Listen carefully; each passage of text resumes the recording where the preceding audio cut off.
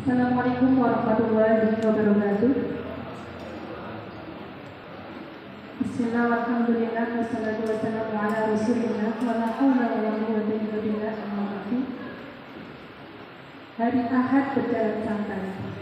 Jalan santai ke pasar Mandiri. Sebelum presentasi saya mulai, izinkan saya memperkenalkan diri. Boleh Bapak Ibu? Mengurangi grogi soalnya. Ini data saya. Nama Artanti Laini Zulaima, biasa dipanggil Tanti, atau di dunia maya Tanti Zul. Kemudian saya menyuluh agama Islam MPNS Kabupaten Kecamatan Bojongsari. Jadi sesuai dengan apa yang dikatakan oleh kepala pemenang Kabupaten Purbalingga, saya adalah juara 1 di kecamatan. Semoga di kabupaten. Amin. Kemudian saya diberikan tugas sebagai penyuluh bidang spesialisasi kerukunan umat beragama. Alamat saya dari Desa Kajungan, ada 2 Monggo Bintara. Ini alamat media sosial saya, ada Facebook, ada Instagram, YouTube, Twitter, dan bisa berkunjung, bisa like and subscribe. Terima kasih. Ini tema yang saya bawakan pada lomba penyuluh teladan pada siang hari ini, yaitu menjadi influencer dengan player. Jangan samakan dengan influencer ya. Ini influencer. Latar belakang, seperti yang kita ketahui bersama bahwa Indonesia dilanda pandemi COVID-19 sejak awal tahun 2020 sampai dengan sekarang. Pemerintah telah melakukan berbagai langkah untuk melindungi warga negaranya. Semua kementerian di bawah pemerintahan Presiden Joko Widodo melaksanakan upaya-upaya untuk penanggulangan penyebaran virus COVID-19 atau COVID-19. Tidak terkecuali dengan Kementerian Agama yang juga mengeluarkan regulasi-regulasi seperti surat edaran, terutama terkait dengan panduan bagi semua pemeluk agama yang ada di Indonesia dalam menjalankan ibadah, seperti ibadah sholat Id, kemudian pembayaran zakat fitrah sebelumnya, dan besok pasti ada lagi regulasi terkait dengan sholat ibadah di sholat Id. Idul Adha. Penyuluh agama Islam baik fungsional maupun non-PNS mempunyai tugas yang sama, yaitu sebagai garda terdepan dalam menyampaikan pesan-pesan, peraturan maupun himbauan dari pemerintah terkait dengan upaya penanggulangan COVID-19. Namun dalam pelaksanaannya, ini yang seringkali menjadi dilema bagi kita penyuluh agama Islam, karena larangan pemerintah untuk berkumpul menghindari kerumunan ini susah sekali untuk kita lakukan. Katanya kalau orang-orang tidak dikumpulkan untuk haji seperti biasanya, akan gersang hatinya. Seperti itu. Setiap ada rutinitas saja kita masih mendapatkan jamaah yang kotor bahasa Jawanya serentak, apa mana misalnya orang rutinan seperti itu. Tetapi apalah daya kita berada pada kondisi pandemi yang menuntut kita sebagai penyuluh agama Islam sebagai teladan di masyarakat. 5M yang digaungkan oleh pemerintah, mencuci tangan, memakai masker, menjauhi kerumunan, kemudian mengurangi mobilisasi, serta satunya apa sih Pak? Mencuci tangan, pakai sabun, dan menjaga jarak. Seperti saat ini kita menjaga jarak. Itu sulit dilakukan bagi kita dalam kehidupan sehari-hari. Jadi masyarakat itu diingatkan terus, malah ada yang memberontak seperti itu. Di era digital seperti saat ini, masyarakat dari semua kalangan menjadikan media sosial sebagai alat untuk berkomunikasi. Hampir semua orang yang ada di dunia ini itu sudah mempunyai gadget atau Android, minimal itu. Mereka menggunakan untuk berkomunikasi, baik komunikasi secara tulisan, secara audiovisual, yaitu video call, maupun suara, di telepon atau voice. Kemudian media sosial juga dijadikan sebagai alat untuk mencari informasi. Kita pengen informasi tentang apa, kita tinggal klik saja di Google atau di pencarian yang lainnya, kita bisa mendapatkan informasi di situ. Kemudian media sosial dijadikan sebagai hiburan. Kita pengen hiburan jenis apa itu bisa dapatkan di media sosial seperti YouTube, Instagram, dan lain-lain. Kemudian sebagai alat untuk mengekspresikan diri, bagaimana kita semuanya, baik pria maupun wanita, sudah terbiasa dengan selfie kemudian diupload di media sosial, betul atau tidak? Itu ajang untuk mengekspresikan diri. Kemudian sebagai sarana bisnis, tadi ada Pak Haryono yang bisnis lantas menggunakan media sosial, itu contohnya. Kemudian ada penyuluh kita yang bisnis jual Android juga di media sosial.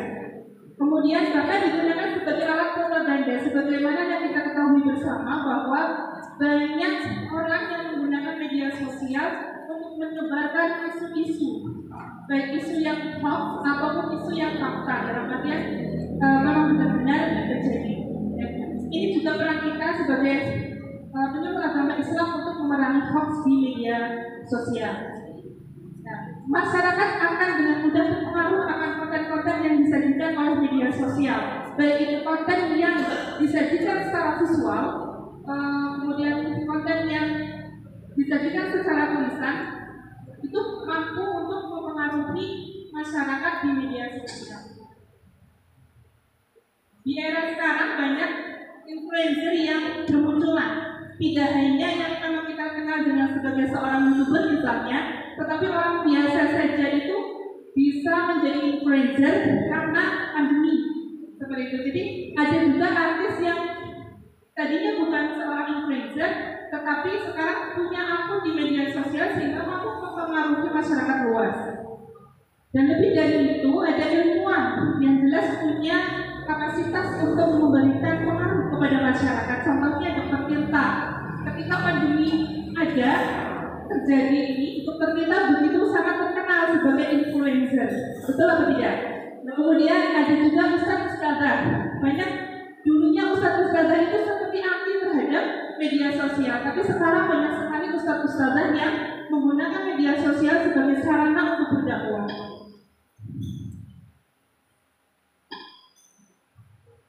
Penyuluh agama Islam diharapkan mampu membuat berita, artikel, naskah khutbah, video pendek, narasi pendek, maupun flyer yang kemudian diupload di media sosial. Hal ini diharapkan mampu mewarnai dan menyemarakan media sosial dengan konten-konten yang bermanfaat untuk umat.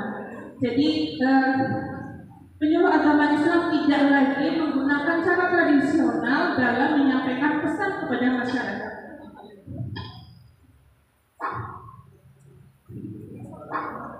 Pemilihan produk penyuluhan seperti yang saya katakan tadi, kita bisa memberikan penyuluhan melalui kita membuat berita, artikel, naskah khutbah, video pendek, narasi pendek, dan flyer. Dan kita sesuaikan dengan kemampuan yang kita miliki. Kita kira-kira punya kemampuan untuk memilih produk penyuluhan itu produknya yang seperti apa. Pada kesempatan hari ini saya menyampaikan bahwa kemampuan yang saya miliki dalam menyampaikan penyuluhan di era pandemi ini adalah membuat flyer. Saya rumuskan dalam rumusan masalah, apakah flyer bisa menjadi media alternatif dalam memberikan penyuluhan di era pandemi? Ini rumusan masalah saya. Kemudian tujuan dan manfaat dari KTI ini untuk mencari gagasan tentang solusi menjadi influencer atau penyuluh agama Islam di era pandemi dengan menggunakan media flyer. 2. Untuk mengetahui fungsi, kelebihan, dan kekurangan menggunakan flyer sebagai media penyuluhan di era pandemi. Manfaatnya diharapkan akan memotivasi para penyuluh agama Islam untuk berinovasi dalam menyampaikan penyuluhan. Kemudian diharapkan dengan mengetahui fungsi, kelebihan, dan kekurangan flyer akan memberikan gambaran umum bagi penyuluh agama Islam ketika akan menggunakan flyer sebagai media penyuluhan. Kita masuk ke pembahasan. Yang pertama, pengertian influencer. Apa itu influencer?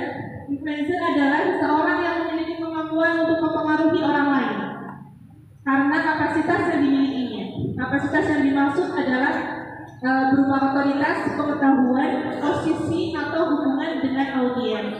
Kita sebagai penyuluh agama Islam dapat dikatakan sebagai seorang influencer karena mempunyai tugas, tanggung jawab, wewenang dan hak untuk melaksanakan kegiatan bimbingan dan penyuluhan di bidang keagamaan dan pembangunan melalui bahasa agama.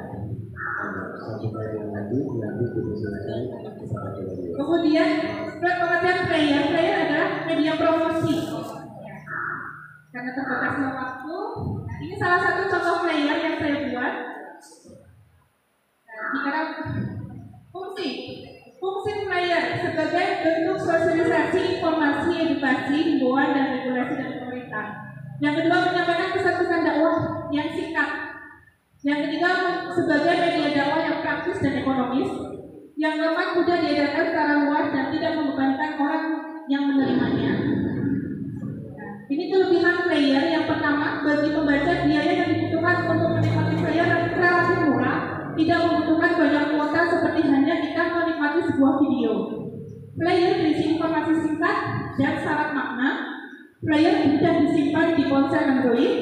Player dapat memberikan gambaran akan informasi yang disampaikan dan sebagainya. Saya rangkum menjadi 3M. Mudah, murah, dan menarik.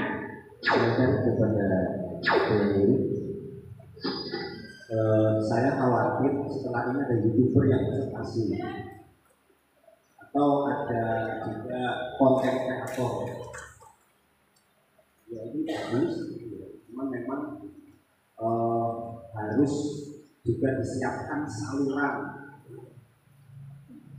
media yang kemudian akan kita gunakan sebagai saluran undangan kita masuk ke layar ini. Pertama, pertanyaan saya, aplikasinya apa namanya? Aplikasi yang saya gunakan ada Pixelab. Itu yang menurut saya bisa asli dari saya yang bikin. Kalau aku kan bukan sedang menjalankan aplikasi gitu. Kalau yang aplikasi tanpa player maker itu template-nya sudah tersedia di sana.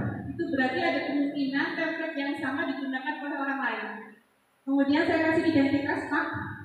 Ini seperti ini.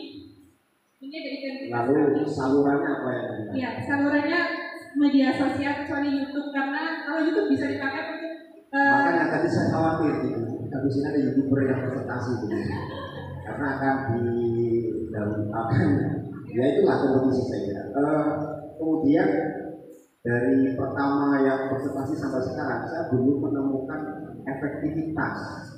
Ini yang harus kita evaluasi bersama-sama ya, meskipun baru beberapa orang yang presentasi, tetapi ini kelemahan kita sebenarnya mengukur tingkat efektivitas atau keberhasilan. Termasuk diri saya sampai hari ini belum bisa mengukur tingkat keberhasilan. Paling dalam konteks digital paling memuaskan itu kalau subscribernya sama like-nya itu banyak. Betul Bapak Ibu? Karena lomba-lomba gitu kan, lomba-lomba gitu sama follower-followernya juga. Bagaimana tingkat efektivitas? Tingkat efektivitas saya selama ini, tingkat efektivitas saya ketika menggunakan player. Yang pertama saya lihat ketika saya menggunakan sebagai status ya, paling mudah saya melihat di status WA. Kalau di status WA, viewernya bisa mencapai 150 karena kontak saya tidak semua kontak saya simpan sebenarnya. Jadi mungkin itu kekurangan saya juga. Kemudian kalau di Facebook, karena saya menggunakan 3 akun, Pak. Yang pertama akun pribadi, yang kedua saya sebagai admin FKPI Bojongsari, yang ketiga saya sebagai admin KUA Kecamatan Bojongsari.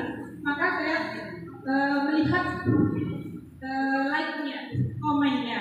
Baik, terakhir, konten itu harus berdasarkan kepada rujukan. Ini yang akan oleh konten kreator dilupakan. Nyuplik hadis, nyuplik Quran begitu, asal masuk begitu. Sementara tidak disebutkan sumbernya. Ini bagus ya, misalnya dari perkataan Ali ini bagian dari menyertakan sumbernya. Pertanyaan saya, dari mana Ibu itu mencari konten-konten seperti itu sehingga kemudian dianggap pantas dalam konteks tadi Ibu sebagai apa tadi KUB, corongnya KUB untuk umat beragamanya di Indonesia. Bagaimana? Cara ngambilnya dari mana kontennya ya, kemudian dalam kaitan tugas Ibu sebagai tadi di KUBKB itu apa yang ingin ditampilkan, apa yang disampaikan gitu? Yang pertama, saya awal kali membuat player itu masih suka baca buku Pak. Ya, kemudian karena ada aktivitas lainnya, saya akhirnya cara singkat yaitu dengan googling di website. Yang paling saya lihat, yang paling sering saya gunakan sebagai rujukan adalah di Info Online. Karena saya yakin itu validanya seperti itu Pak. Kemudian ada juga yang dari Kemenag, karena saya juga mengikuti website, Instagram, Facebook, dan YouTube Kemenag RI. Jadi ketika di Instagram ada muncul player dari Kemenag RI, saya juga jadikan sebagai rujukan. Kemudian untuk ayat Al-Quran, saya merujuk pada aplikasi Quran Kemenag yang ada di Android. Itu kalau saya pakai Android, ketika saya menggunakannya di laptop, saya membuka website qurankemenag.co.id. Jadi insya Allah sumbernya bisa dipertanggungjawabkan. Terima kasih. Dari saya sederhana sekali, dalam hadis itu kayak gini kan. Tidak orang untuk anggota penyuhir dia ini mau bisa ini kita tidak mampu yang betul ini dan tidak mampu iman. Yang saya tanyakan, dengan berdakwahnya itu sudah menggunakan metode yang luar biasa dan berbeda. Sementara jika mengacu pada hadis itu kan tidak ada di materi bandingan bahwa itu tidak membahas sebuah perkara yang dengan tangan tidak mampu, dengan lisan tidak mampu, maka dengan hati. Nah, kalau boleh saya berkomentar, panjenengan ini sudah berdakwah dengan tangan karena harus mengetik HP. Ya, pertanyaan saya sederhana sekali. Model dakwah seperti panjenengan ini kan saya yakin hanya bisa diterima oleh orang-orang pada milenial. Sementara penyuluh agama itu yang pada dulunya menerima itu usia-usia yang sudah mendekati, bukan mendekati balik, mendekati kubur. Nah, orang-orang yang sudah mendekati kubur itu biasanya tidak kenal IT. Ya, bagaimana langkah panjenengan selain ini di kawasan dakwah panjenengan menangani orang-orang yang buta IT, begitu. Terima kasih. Terima kasih Pak. Kebetulan jamaah saya itu yang utamanya adalah jamaah Fatayat NU, kemudian di PPNU, IPNU, Kecamatan Bojongsari. Ada di testimoni saya yaitu ketua Fatayat.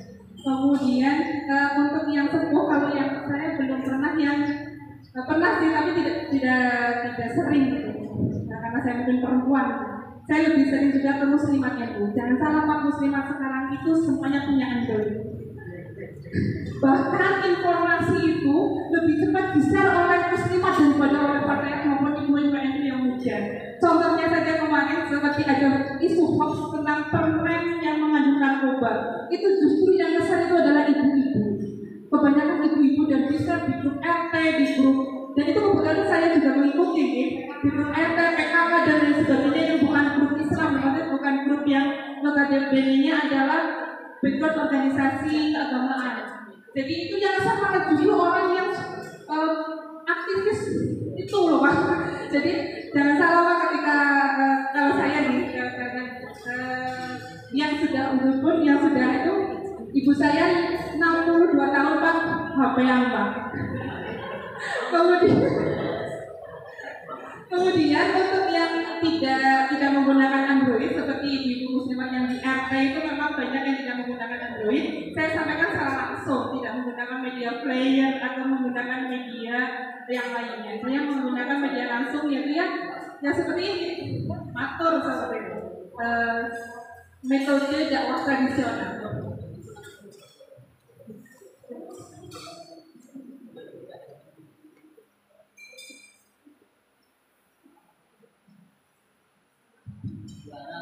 Bu siapa ya? Artanti Leni Zulaiha. Tanti Zulfa. Oh, dari sisi inovasinya mungkin ini sudah bisa dapat dan kualitasnya.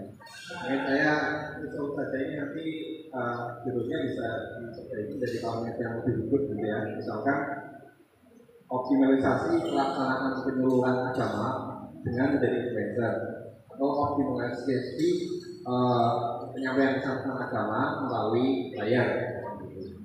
Kemudian saya juga sudah sempat saya video panjenengan itu kalau bisa ya proporsi antara aktivitas yang Anda lakukan dengan testimoninya itu agak berimbang. Ini lebih banyak testimoninya. Jadi testimoninya juga bisa beragam. Ini salah satu sudah tokoh NU ya jangan nanti yang lain. Dan mungkin dari bicara-bicaranya yang agak apa ya yang lebih tinggi itu lebih baik mana kalau ada akan masih beri kesempatan untuk edit video mungkin itu bisa diperbaiki. Kemudian kalau bisa ya proses membuat flyernya itu ada sampaikan dari awal. Hari ini ada isu rame tentang ini, di jagat maya dan viral tentang ini. Kemudian Anda menyusun dari si agama sebaiknya ada pesan begini. Anda akhirnya mas proses membuat flyer itu dari ambil sampai selesai itu akan lebih nambah bobot dari video. Terima kasih. Untuk pembuatan video memang ilmu mepet seperti yang sebelumnya, kalau yang nanti saya nggak tahu nih. Yang sebelumnya itu mengatakan persiapannya mepet sama Pak seperti sekarang. Persiapannya kurang maksimal memang untuk pembuatan video, dan kemudian faktor bila sudah dikumpulkan faktor cuaca sehingga videonya hasilnya gelap. Kemudian untuk dari pemerintahan kemarin saya janjian untuk bikin video nggak nyambung pas waktunya, jadi mohon maaf tidak saya tampilkan untuk yang dari keluarga pemerintah. Jadi dinarasikan sambil ada melakukan aktivitasnya itu ya, sambil ngomong atau kalau enggak nanti narasinya terpisah di apa di kan cukup. Terima kasih, mohon maaf atas segala kekhilafan. Allahumma muwaffiq ila aqwamit thoriq. Assalamualaikum warahmatullahi wabarakatuh.